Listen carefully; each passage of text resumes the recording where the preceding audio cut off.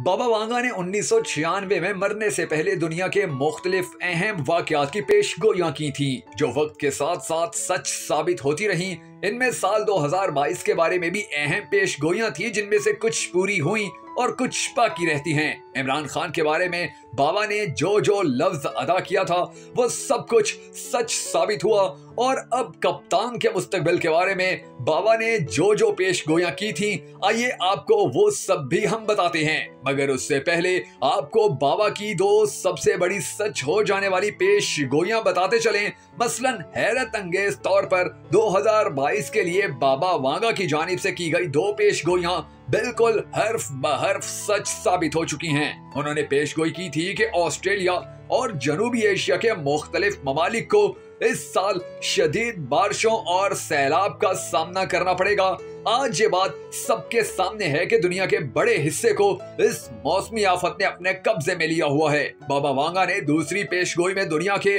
मुख्तलिफ बड़े शहरों में पानी की शदीद किल्लत का जिक्र किया था, और मौजूदा वक्त में पुर्तगाल और इटली की हुकूमतों के बारे में रिपोर्ट्स में शहरियों पर जोर दिया गया है कि वो पानी के इस्तेमाल को महदूद और कम रखें, क्योंकि पानी बहुत जल्द खत्म होने के करीब पहुंच जाएगा। 1950 की दहाई के बाद से बदतरीन खुश्क साली का सामना करने वाले इटली के लिए अब सूरत हाल बद से बदतरीन हो चुकी है। बाबा वांगा ने इमरान खान और पाकिस्तान के सियासी मुस्तकबिल के बारे में भी अहम तरीन पेशगोइयां की थी। मसलन उन्होंने बहुत पहले ही ये बता दिया था कि पाकिस्तान के अंदर एक ऐसा हुक्मरान आएगा कि जो पूरी कौम को इकट्ठा कर लेगा, पूरी कौम का हीरो बन जाएगा, और पूरी कौम को जिस रास्ते पर चलने का कहेगा पूरी कौम आंखें बंद करके उसी रास्ते पर चलना शुरू हो जाएंगी। बाबा ने यह भी कहा था कि वो शख्स पाकिस्तान की तकदीर बदलने की पूरी हिम्मत और ताकत रखता होगा,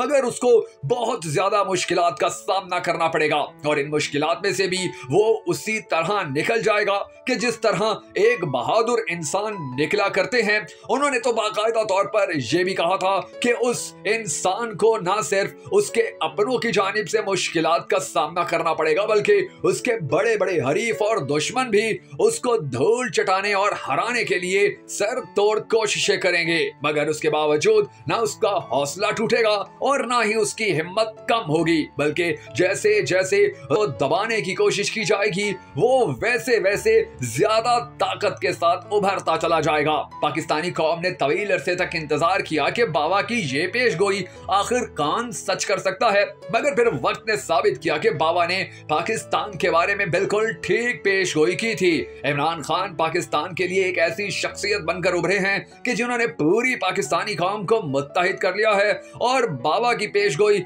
अगर सच साबित हुई तो आप देखेंगे कि मुस्तकबिल के अंदर पाकिस्तान को दुनिया की एक बड़ी ताकत बनाने में अगर किसी ने कामयाबी हासिल की तो वो सिर्फ और सिर्फ इमरान खान होगा। हम सबको दुआ करनी है कि अल्लाह ताला इमरान खान और पाकिस्तान की हमेशा हिफाजत फरमाए। अगर आप भी इस दुआ में शामिल होना चाहें तो कमेंट बॉक्स में आमीन जरूर लिखिएगा।